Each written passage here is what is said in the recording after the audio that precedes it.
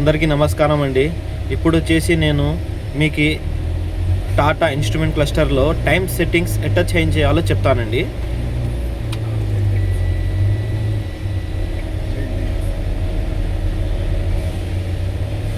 ఇది instrument cluster అండి.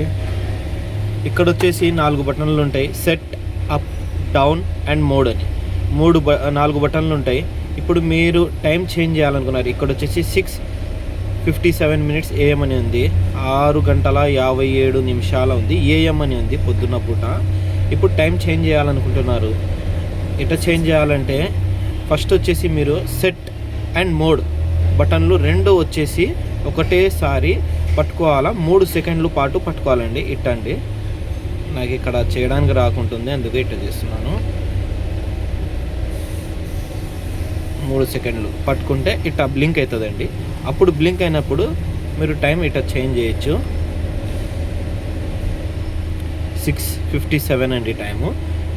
ఇప్పుడు నెక్స్ట్ వచ్చేసి మీరు మినిట్స్ చేంజ్ చేయాలనుకుంటే ఎంబడే మోడ్ బటన్ నొక్కండి. ఒక్కసారి నొక్కాలండి.